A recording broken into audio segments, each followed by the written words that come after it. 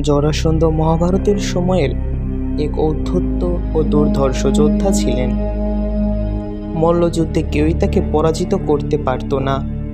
তবে ভীমসেন তাকে দুই ভাগে বিভক্ত করে বধ করেছিলেন, তা তো আমরা সকলেই জানি। নমস্কার বন্ধুরা, আধ্যাত্মিক চেতনার ইউটিউব চ্যানেলে আপনাকে জানাই স্বাগতম।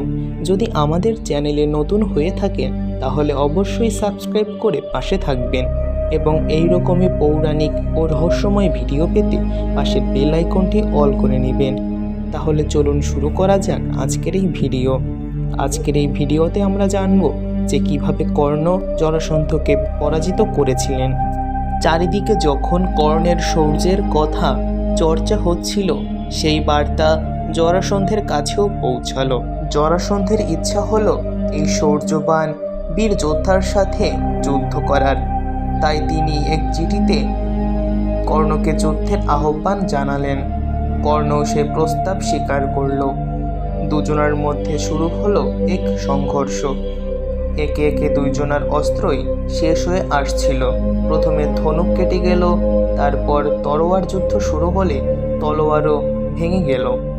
তখন অস্ত্রহীন দুই যোদ্ধা মল্লযুদ্ধ শুরু করল। এক পর্যায়ে কর্ণ জরাসন্ধকে দুই ভাগে বিভক্ত করে ফেলল।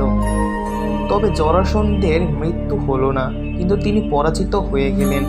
তখন তিনি কর্ণকে বললেন, হে বীর, আপনি সত্যি এক অসাধারণ যোদ্ধা।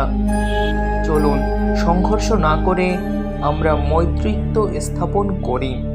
তখন জরাসন্ধ তার দেশের এক অঞ্চল কর্ণকে উপহার স্বরূপ দিলেন। দুর্যোধনের অনুমতি প্রাপ্ত করার পর কর্ণ সেই অঞ্চলটিকে নিজের রাজ্যের অন্তর্ভুক্ত করলেন। এভাবে জরাসন্ধ ও কর্ণের মধ্যে মৈত্রীত্ব স্থাপন হলো। এক ঘটনা রয়েছে যে যখন জরাসন্ধ ভগবান শ্রীকৃষ্ণের রাজ্য দ্বারকায় হামলা করেন, তখন কর্ণ তাকে সহযোগিতা করেছিলেন। তবে এর সত্যতা ঠিক মহাভারতে পাওয়া যায় না। তবে এ সম্পর্কে আপনার কি মতামত তা অবশ্যই কমেন্টে লিখে যাবেন। তো বন্ধুরা, আজকের এই ভিডিও এই পর্যন্তই। যদি ভিডিওটা ভালো লেগে থাকে তাহলে অবশ্যই লাইক করবেন এবং কমেন্টে অবশ্যই মহাবলী কর্ণ লিখে যাবেন। ধন্যবাদ।